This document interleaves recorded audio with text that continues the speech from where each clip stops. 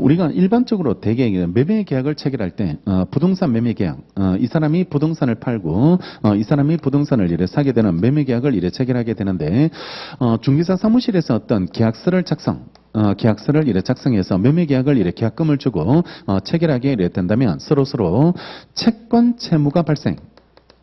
채권 채무가 이래 발생하게 이래 되게 됩니다. 그래서 채권 채무가 이래 발생하게 서로 이래 채권 채무인데 매도인은 당연히 매매대금 받을 수 있는 권리가 발생하고 매수인은 등기 받을 수 있는 권리가 발생. 얘한테 등기와 인도를 받을 수 있고 반대로 얘는 등기와 인도를 줘야 될 의무가 발생하고 얘는 매매대금 줘야 될 의무가 이래 발생하게 되죠. 그래서 채권 채무를 발생시키는 행위 이걸 채권행위라고 부르고.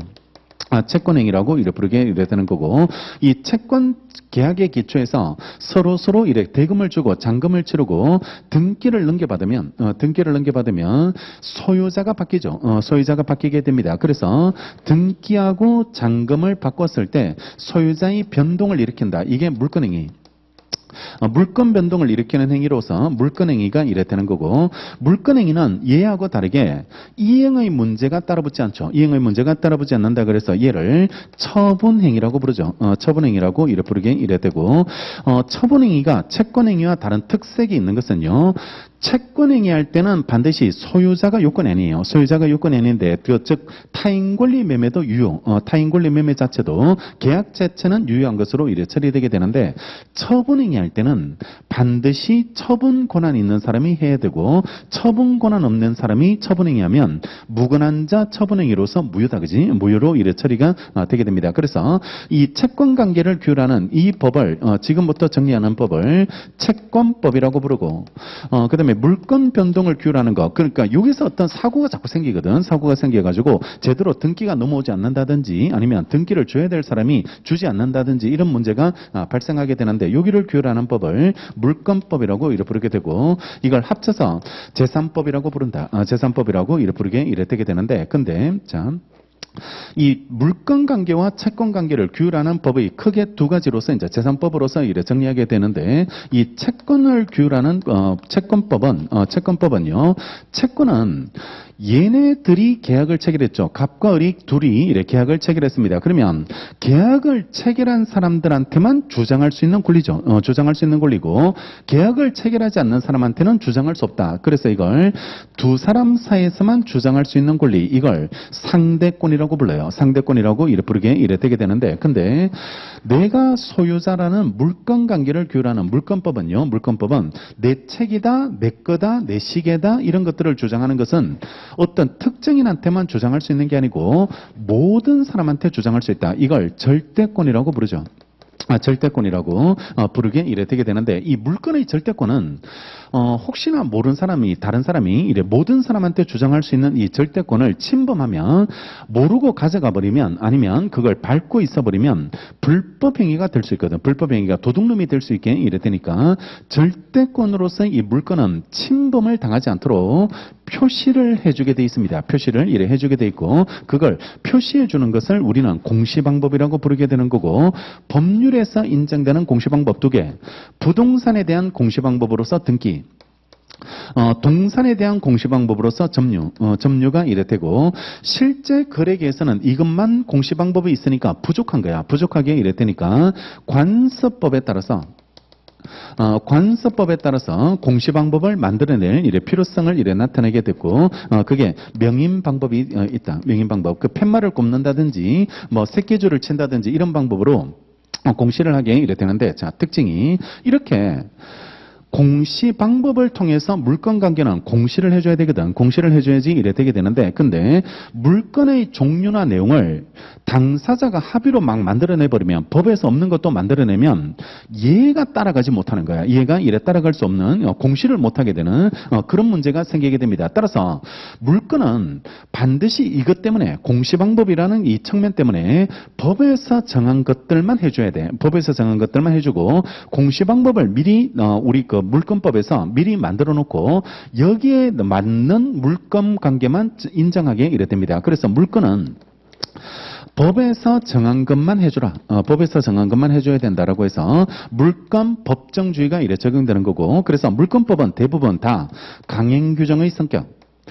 강행규정의 성격이고, 당사자가 합의로 맞고 물권관계를 만들어내버리면 이게 따라갈 수 없다는 거, 공시가 따라갈 수 없기 때문에 물권관계는 다 강행규정으로 처리돼요. 근데 여기는 지금 우리가 공부해야 될 채권관계는 두 사람 사이에서만 적용되는 거니까 이걸 따로 고민할 필요가 없습니다. 공시, 누가 채권자고 누가 채무자인지, 왜냐하면 둘만 알고 있으면 되거든. 둘만 알고 있고 둘 사이에서만 규정되는, 관계가 규율되는 그런 권리다 보니까 굳이 남한테 표시해 줄 필요가 없다. 따라서 채권 관계는 원칙적으로 공시를 하지 않습니다. 공시를 따로 할 필요가 없게 이래 된다. 따라서 이거는 공시 방법이 따로 만들어져 있지 않고 두 사람 사이에서만 적용되는 권리다 보니까 대부분 당사자끼리 합의로 다 정할 수 있습니다. 합의로 다 정할 수 있다. 그래서 이걸 대부분 임의규정의 성격, 임의규정의 성격을 이래 가지고 있는 법이고, 따라서 채권법을 바라볼 때는 조문이 우선적으로 적용되는 게 아니고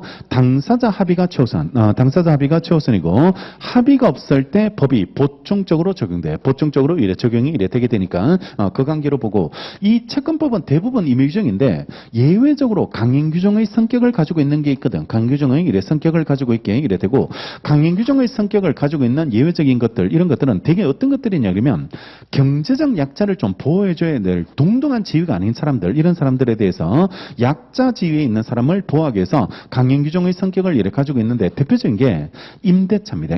임대차에서 집주인하고 임차인들은 동등한 지위라고 볼 수 없거든. 동등한 지위라고 볼 수 없고, 임대인들의 그 부당한 요구를 임차인들이 다 받아줘 버리면 이거는 공정한 채권 관계가 될 수 없는 그런 문제가 이래 생기게 되니까, 임차인, 경제적 약자인 임차인을 보호하기 위해서 함부로 이거는 법으로 고정을 시켜가지고 합의로 바꿀 수 없도록 강행규정의 성격을 이래 되는 거예요. 그러니까 그런 것들은 법의 성격상 강행규정의 성격을 이래 띄게 되는데, 근데 채권 중에서도 예외적으로 우리 판례가 강행규정으로 본 판례들, 그러니까 임대차 조문 말고요. 임대차 있어도 물론 뭐 강행규정으로 본 거, 임의규정으로 본 거 이렇게 구분해서 정리해야 되는데, 그 부분 말고도 채권법에서 강행규정의 성격을 띠고 있는 것들, 이런 것들을 넣으면 무조건 별표해야 돼. 무조건 이래 별표하고, 그런 것들은 되게 특이한 논점이 이래 되게 되니까 꼭 예외적인 현상으로 이래 기억을 해 두셔야지 이래 되게 되는데, 참, 얘네 둘이 계약을 체결하면서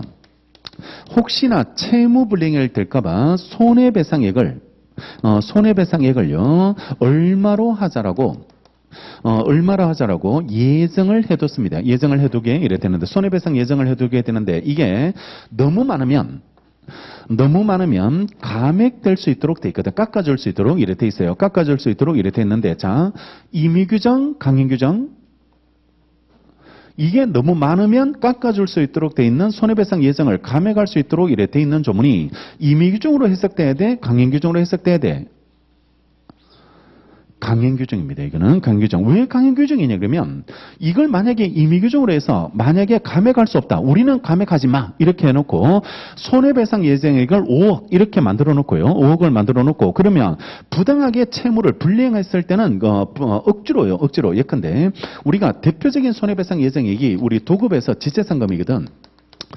공사 기한 안에 공사를 못 마쳤을 때 수급인이 손해배상하기로 미리 약정해 두는 거, 이걸 지체상금이라고 부르게 되는데, 그런데 도대체가 그 날짜에는 도대체가 완공이 될 수 없는 거야. 완공이 될 수 없는데, 완공될 수 없는 날짜를 수급인한테, 야, 너 그 날짜까지 완공해. 만약에 완공하지 못했다면 손해배상 이 정도야. 이렇게 해놓고 우리는 이거 감액 못해 라고 해서 합의로 배제시켜버리면 경제적 약자의 지위, 그 수급인하고 도급인이 똑같은 지위가 아니잖아. 수급인하고 도급인이 동일한 지위라고 이를 볼 수 없게 되는데, 그래버리면 부당한 손해배상 책임을 부담하게 되는 그런 문제가 생기기 때문에 우리 판례가 이런 거는 강행규정으로 해석해요. 강행규정으로 해석해서 함부로 배제하지 못하고 무조건 손해배상액이 너무 과다할 때는 감액시켜버립니다. 감액시켜버리게 된다는 게 그게 판례고, 이런 것들이 이제 출제되겠지. 이런 것들이 예외적인 현상이 이래 되니까, 그러니까 여기는 원래 사적 자치 원칙의 적용을 받아서 대부분 임의 임의규정의 성격을 가지고 있는 법인데, 근데 예외적으로 이런 것들은 강행규정의 성격을 띠고 있는 것들, 이런 것들을 경제적 약자를 보호하기 위해서 임차인들, 그리고 이런 것들, 지체상금 약정, 이런 것들을 이렇게 보호하기 위해서 감액을 배제하는 이런 것들은 다 강행규정으로 해석하는 이런 것들이 나오게 되니까 이런 것들을 관점을 잘 가지고 이런 것들을 이렇게 잘 이해하고 객관식에서는 이런 것들을 이렇게 잘 확인해 두는 게 이렇게 필요하게 되고, 이거 말고는 나머지는 다 사적 자치 원칙에 지배를 받는 게 채권이다라고 보고, 합의로 다 바꿀 수 있다. 합의로, 당사자끼리 합의로 다 바꿀 수 있는 게 그게 채권이고, 두 사람 사이에서만 적용되는 권리다 보니까 굳이 강행 규정으로 만들어 둘 필요는 없다는 거, 이런 관점에서 책을 바라볼 수 있도록 그렇게 기억하시면 되겠습니다. 자, 575페이지에 채권의 의의가 지금 설명했던 내용이 이래 되게 되는데요.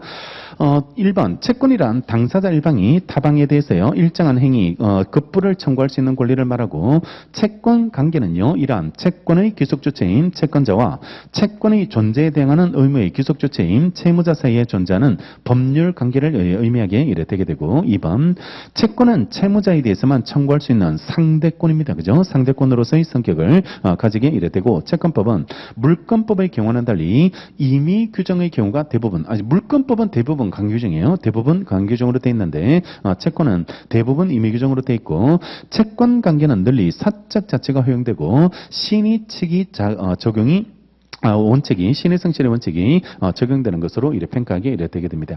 채권 관계는 상대권이라는 거, 이거 가지고 풀어야 될 것들이 꽤 많이 있는데, 또 대표적인 게 갑하고 을하고 계약을 체결했는데요. 계약을 체결했는데 이 사람이 공사대금을 주기 전에 파산을 해서 공사대금을 못 받게 됐을 때 얘를 통해서 이득을 얻고 있는 다른 제3자, 이 사람을 상대로 부당이득 반환을 청구할 수 있을지, 내 계약을 통해서 어떤 이득을 얻고 있는 얘를 상대로 부당이득 반환 청구권을 행사할 수 있을지가 이런 문제가 되게 되는데, 채권은 상대권이거든. 채권은 상대권이기 때문에 자기의 공사대금 채권을 받을 수 있는 사람은 얘지고, 얘가 파산해서 공사대금을 못 받게 되는데 그 위험을 다른 사람한테 전가 떠넘기면 안 돼. 떠넘기면 안 된다. 이걸 어려운 표현으로 전용물 소권이로는 부정된다. 이렇게 전용시키면 안 된다. 이런 느낌으로 봐가지고 제3자 상대로 부당이득 반환을 판례가 받아주지 않는다고. 판례가 받아주지 않게 되니까 계약 당사자 말고 계약 당사자 아닌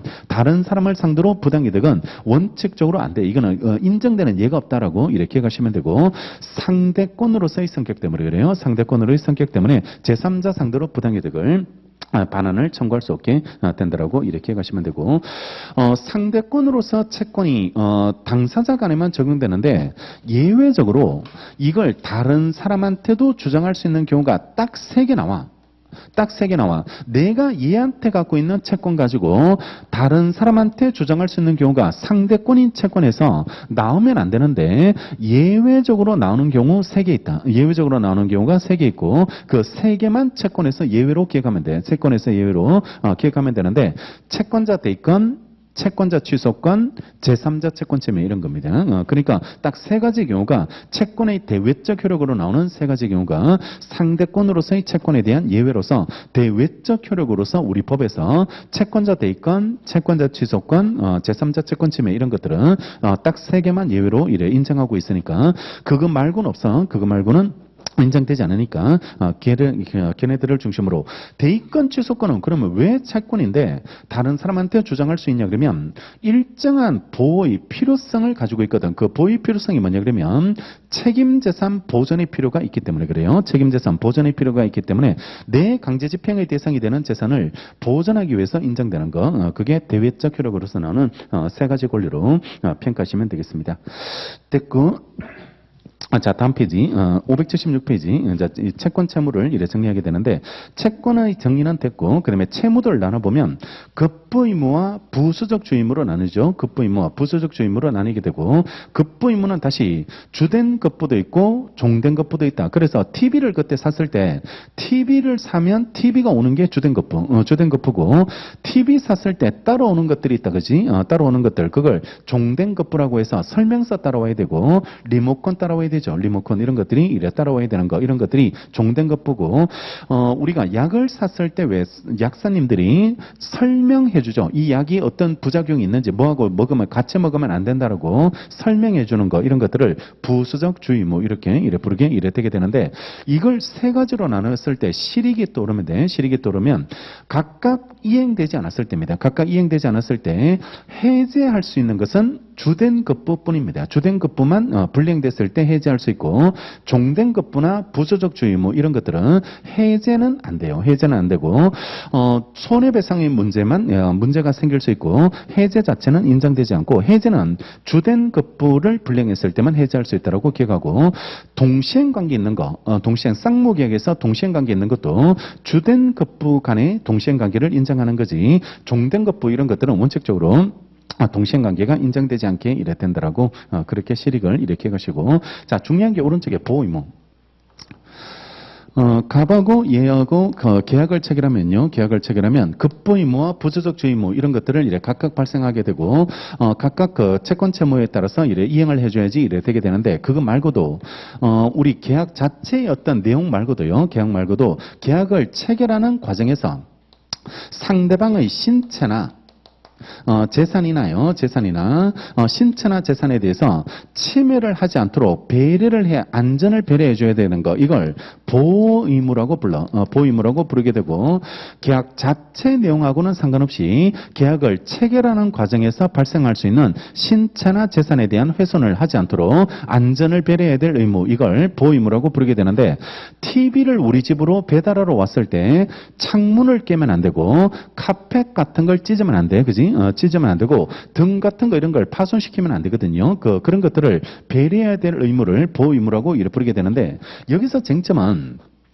이것도 얘네들의 채무에 포함될 수 있을지 채무에 보호의무도 채무로 봐가지고 이걸 이행하지 않았을 때 효과를 채무불이행 책임을 지울 수 있을지 채무불이행 책임을 이래 지울 수 있을지가 이래 문제가 이래 되게 되는데 그러니까 실익은 보호의무를 논의하는 실익은 채무에 포함시킬지입니다. 채무에 포함시켜서 채무불이행 책임을 인정할지 만약에 그러면 이걸 채무에 포함시키면 급부는 이행했다 할지라도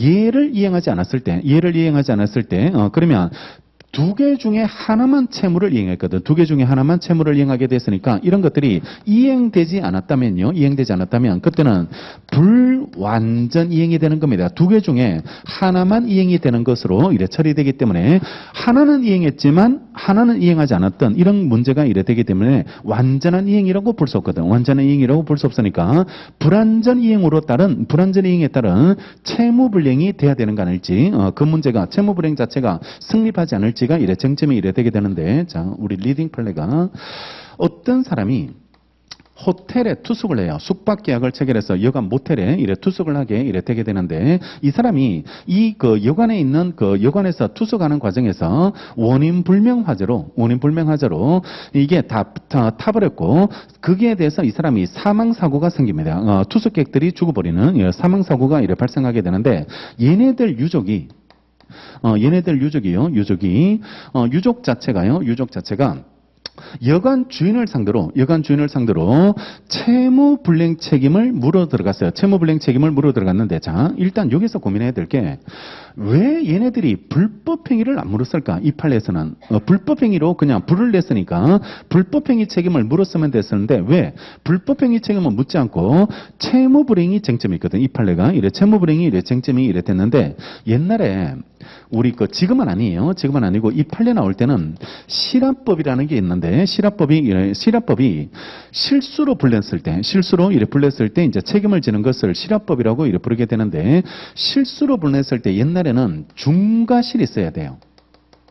중과실로 불을 냈을 때만 실화법의 적용을 받아서 불법행위 책임을 지게 되고 경과실로 불을 냈을 때는 불법행위 책임을 지지 않습니다. 이거 헌법에 나와요. 헌법에 나오는데 옛날에 이게 중과실외에서만 실화법이 이래 조문이 딱 하나밖에 없었어요. 이거 중과실외에서만 책임을 진다라고 해서 실화법의 조문은 하나밖에 없었거든. 하나밖에 없게 이랬댔는데, 근데 이 법이 만들어졌던 이유는 우리나라가 되게 그 목조주택이었거든. 판잣집 이런 것들이 옛날에 그 6.25 끝나고 나서 판잣집이다 보니까 실수로 불내면 온 동네가 막 타는 거야. 온 동네가 한 집만 타는 게 아니고 얼마 전에 왜 구령마을 그 불났을 때처럼 몇십 가구가 다 타버리거든. 몇십 가구가 다 타버리게 이랬다니까. 그러니까 누구든지 실수할 수 있는 상황인데 그런 식으로 한 동네가 다 불이 났는데 책임을 물게 해버리면 그 사람들이 다 누구나 실수할 수 있는 부분에 대해서 너무 큰 책임을 지우게 되는 거야. 큰 책임을 지우게 되니까 경과실로 불냈을 때는 책임지지 말고 중과실로 불냈을 때만 책임지자. 이렇게 해가지고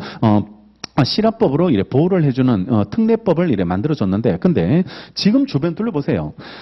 그 구령마을처럼 특이한 경우 말고는 지금 판잣집 어디 있어? 지금 나무주택이 어디 있냐고. 다 아파트거든. 아파트로 이래 돼 있게 되니까 이게 필요가 없으니까 지금은 이게 위헌 판결 나가지고 실화법이 바뀌었습니다. 지금은 실화법이 바뀌어가지고 배상 책임을 제한해주는 그런 법으로 이래 조문이 바뀌어버렸고, 이 판례는 지금 없어요. 이 조문은 지금 없다. 위헌 판결 나가지고 지금 자체로 사라지게 됐는데, 여기 나올 때는 이 조문이 있었거든. 실화법이 있어가지고 중과실로 불냈을 때만 불법행위 책임을 물을 수 있고 경과실로 불냈을 때는 불법행위 책임을 묻지 못해요. 그러니까 유족들이 불법행위 책임을 물을 수 있는 상황이 아니라고. 이 실화법 때문에 물을 수 없는 상황이니까. 그러니까 이제 손해배상은 이 하나밖에 없죠. 채무불이행만 남게 되고 채무불이행으로 물어 들어갔는데, 그때 과연 여관 주인의 채무가 어디까지냐? 나는 여관 주인은 방을 쓰게 해주는 채무까지 부담하는 거지 그 사람이 살아나가는 것까지는 나는 채무가 없지 않느냐라고 주장했고, 유족들은 아니다. 방을 쓰게 해주는 채무뿐만 아니라 여기까지 네가 부담해야 된다. 그 사람이 다음날 안전하게 살아나가는 것까지 네가 채무를 부담해야 된다고 해서, 과연 여관 주인의 채무를 방을 쓰게 해주는 걸로 끝나야 됩니까? 아니면 다음날 살아나가는 것까지 부담해야 될지, 여기까지 부담할지, 이 부분이 문제됐는데 우리 판례가 여기까지 부담하는 걸로 이래 봐가지고 그래서 방을 하나는 쓰게 해줬죠. 방을 쓰게 해줬으니까 하나의 채무는 이행했지만 이걸 이행하지 않았기 때문에 불완전 이행으로 채무불이행 책임을 인정했던 게 이 판례입니다. 그러니까 예외적으로 이런 식으로 불법행위 책임을 묻지 못하는 이런 상황에 대해서 우리 판례가 예외적으로 보호의무라는 개념을 인정해가지고 채무불이행 책임을 인정시켜주게 이래 되게 되는데, 대신 이걸 많이 인정하지는 않습니다. 뭐냐 그러면 불법행위로 해결할 수 있는데 굳이 이걸 조문에도 없는 예를 확장시킬 필요가 없거든. 확장시킬 필요가 없으니까 몇 가지 경우만 보호의무가 인정된다. 그게 여기 정리되어 있는 대로 동그라미 1번 숙박업자 판례 동그라미 하시고, 제목 숙박업자에 동그라미 하고, 그다음에 동그라미 2번 사용자 동그라미 하고, 사용자 근로계약을 이래 동그라미 해서 사용자 판례를 동그라미 해두시면 되는데, 사용자도 사용자와 노동자, 근로자가 근로계약을 체결했습니다. 근로계약을 체결했다. 그러면 얘는 근로제공, 노무제공하죠. 노무제공 일을 하면 되고, 얘는 임금을 주면 되죠. 임금을 주면 되는 거. 이게 주된급부가 이래 되게 되는데, 근데 여기에서 사용자는 하나 더 의무를 부담합니다. 하나 더 의무를 부담하게 되는데, 보호의무를 인정해서 우리 판례는요, 보호의무를 인정해서 근로자가 일을 하는 과정에서 다치지 않도록 해주라는 겁니다. 작업 환경을 깨끗한 작업 환경을 만들어주고, 괜히 그 공장에서 일하다가 암에 걸린다든지 아니면 다친다든지 사람이 장애를 얻는다든지 이런 것들을 당하지 않도록 사용자는 안전한 작업 환경을 만들어줘야 될 이걸 부담하는 걸로 봐가지고 우리 판례가 여기도 보호의무가 인정되는 것으로 처리하게 이래 됐고, 옆에 하나 더 써놔야 돼. 옆에 하나 더 이래 써 있어야 되는데 2번 환자 판례라고 써두셔야 됩니다. 2번 환자 판례 19페이지라고 적어놓고, 2번 환자 판례 19페이지라고 이래 적어놓으시고, 자, 최근에 또 문제된 대표적인 사안인데요.